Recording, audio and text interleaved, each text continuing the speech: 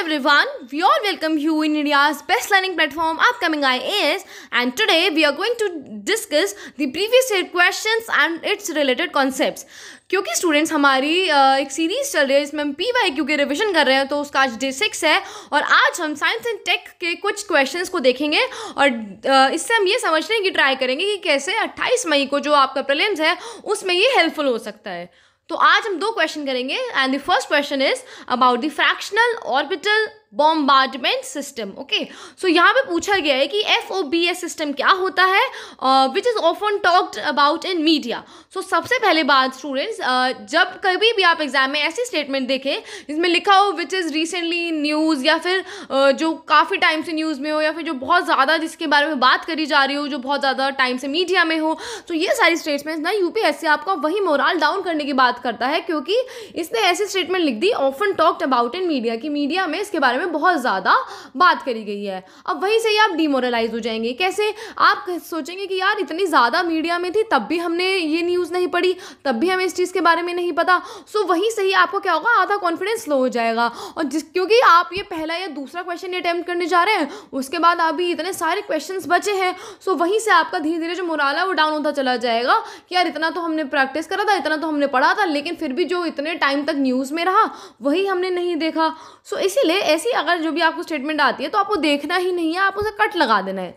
आपको बस क्वेश्चन यहीं तक पढ़ना है कि फ्रैक्शनल ऑर्बिटल बॉम्बार्डमेंट सिस्टम क्या है. ओके, सो देखो अगर आप स्टूडेंट्स 4 ऑप्शन दिए हुए हैं यहाँ पे और क्वेश्चन पढ़ के आपको समझ आ रहा है कि ऑर्बिट से रिलेटेड ही कुछ ना कुछ बात होगी. ओके, तो B और C स्टेटमेंट सही लग रही है क्योंकि इसमें ऑर्बिट की बात करी जा रही है. अब हो भी सकता है B और C सही हो सकता है गलत हो.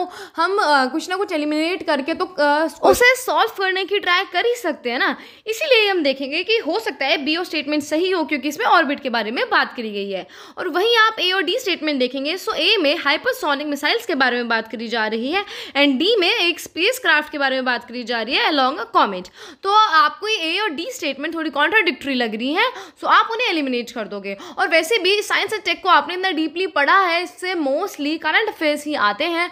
सो आपने काफ़ी बार पढ़ा होगा, तो ये भी आपको पता है कि A और D स्टेटमेंट्स जो हैं वो किसी और टॉपिक के बारे में है, इसलिए वो कॉन्ट्राडिक्टरी है, तो आप उसे हटा देंगे. अब बची 2 स्टेटमेंट B और C. अभी भी क्वेश्चन जो है वो सॉल्व नहीं हुआ. अब B और C में से कौन सा आंसर होगा, इसका जो करेक्ट आंसर है वो हम बताएंगे क्योंकि इसमें आप तुक्का नहीं लगा सकते क्योंकि दोनों ही ऑर्बिट के बारे में मेंशन है. And the correct answer is C क्योंकि इसमें ऐसे ही होता है. हम इसको बहुत ज़्यादा डीप एक्सप्लेनेशन इसकी समझेंगे. So now let's talk about the fractional orbital bombardment system. और क्योंकि ये एग्जाम में पूछा जा चुका है तो अब बहुत ज़्यादा इसकी प्रोबेबिलिटी है कि इस साल भी क्वेश्चन में आए. तो सबसे पहले हम इस सिस्टम के बारे में समझते हैं. स्टूडेंट, इसमें क्या है, एक लो अर्थ ऑर्बिट को यूज़ किया जाता है as a warhead delivery system towards इस टारगेट डेस्टिनेशन. ओके, और इसके अंदर जो है ना बैलिस्टिक मिसाइल्स का यूज़ किया जाता है, क्रूज मिसाइल का यूज़ नहीं होता.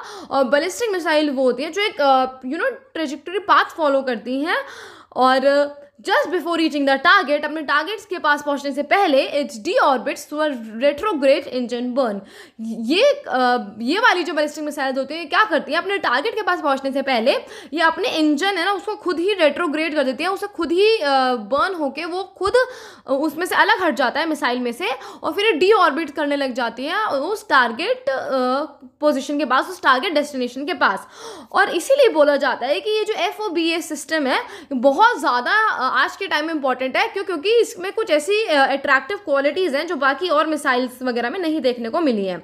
सो पहली बात इसमें हम देखें तो it had no range limit. इसकी कोई लिमिट नहीं है, आप कितनी भी डिस्टेंस तक इसे ट्रैवल करा सकते हैं थ्रू बैलिस्टिक मिसाइल्स. और आपको पता है हमारे पास इंटर कॉन्टिनेंटल बैलिस्टिक मिसाइल्स होती हैं जो एक कॉन्टिनेंट से दूसरे कॉन्टिनेंट तक भी पहुंचाई जा सकती हैं. सो ये बहुत ज़्यादा डिस्टेंस कवर करती हैं. ओके, सेकेंड चीज़ ये क्योंकि ये फ्लाइट पाथ की तरह फॉलो करती हैं, फ्लाइट पाथ की तरह ये जाती हैं जैसे फ्लाइट्स में नॉर्मली लोग ट्रैवल करते हैं, उस पोजीशन में उस ट्रेजेक्टरी पाथ को फॉलो करते हुए जाते हैं. इसीलिए ही इनकी टारगेट लोकेशन कहाँ होगी, कहाँ पे जाके हिट करेगा, ये भी बताना पॉसिबल नहीं होता क्योंकि क्रूज मिसाइल तो नहीं है कि ये सीधा ट्रैवल करेंगी. ये बैलिस्टिक मिसाइल्स और बैलिस्टिक मिसाइल्स का ट्रेजेक्टरी पाथ कैसा होता है, जैसे फ्लाइट का पाथ होता है ना वैसे. इसीलिए इनकी जो टारगेट लोकेशन होती है उसे पता कर पाना बहुत मुश्किल होता है कि ये कहाँ जाकर गिरेंगी. और इसलिए बोला जाता है कि ये वॉर हेड डिलीवरी सिस्टम में यूज़ करी जाती जाती हैं। मीन्स कहाँ पे यूज़ करी जाती है, यहाँ पे वॉर से रिलेटेड अगर आपको मिसाइल्स वगैरह लॉन्च करनी है उस चीज़ में। तो स्टूडेंट्स देखो अब यहाँ से इस साल कैसे क्वेश्चन आ सकता है। उसने आपसे FOBS के बारे में पूछ लिया, इस सिस्टम के बारे में पूछ लिया। अब डायरेक्टली तो इससे रिलेटेड क्वेश्चन आएगा नहीं, लेकिन कैसा क्वेश्चन आ सकता है कि क्या ये जो सिस्टम है ये स्पेस टेक्नोलॉजी में यूज़ होता है।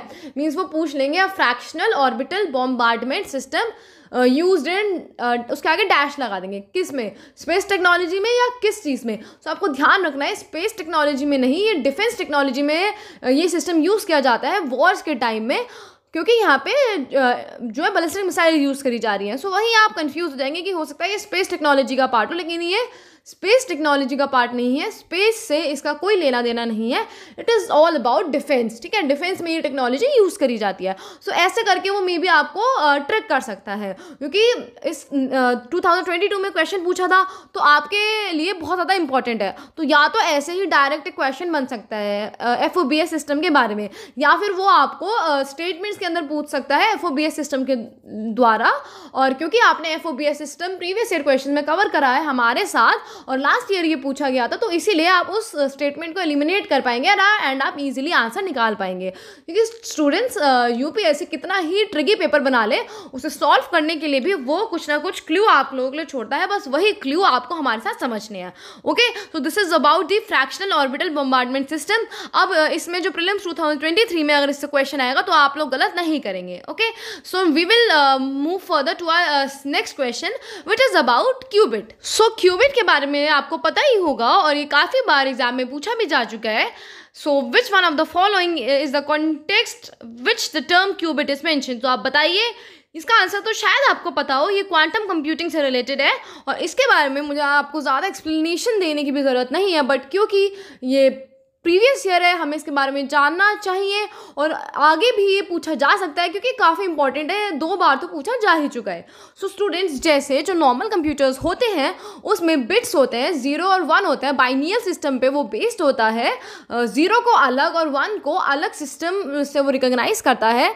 सिमिलरली वहीं पे जो सुपर कंप्यूटर्स होते हैं, जो क्वांटम कंप्यूटर्स होते हैं, उसमें क्यूबिट होती है। ओके, और ये 0 और 1 को एक ही क्यूबिट की तरह अज्यूम करता है। और अगर हम इसी के बारे में और ज़्यादा समझें तो क्यूबिट को हम क्वांटम बिट बोलते हैं, जो कि क्वांटम कंप्यूटर में यूज़ किया जाता है, which is a counter part of binary digit. Means जो 0 और 1 की जगह पे यूज़ होता है सुपर कंप्यूटर्स में या फिर क्वांटम कंप्यूटर्स में। और जैसे कि जो क्लासिकल कंप्यूटर्स होते हैं उसमें बेसिक यूनिट्स क्या होती हैं, बिट होती है। सिमिलरली क्वांटम कंप्यूटर में क्यूबिट होती है, एज सिंपल एज दैट। सो इतना ही इसके बारे में रिलेवेंट है समझने के लिए। अब मैं आपसे ये उम्मीद करती हूँ कि जो जो प्रीवियस ईयर क्वेश्चन के रिविजन्स हम लोग साथ में मिलकर कर रहे हैं उसमें से कोई भी क्वेश्चन आप ना गलत करके आएँ।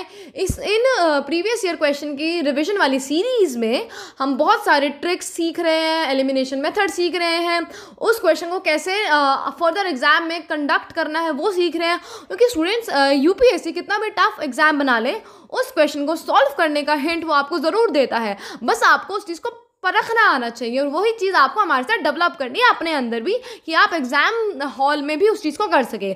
सो students, with this we will end our session here. Do share it with your friends. Thank you so much.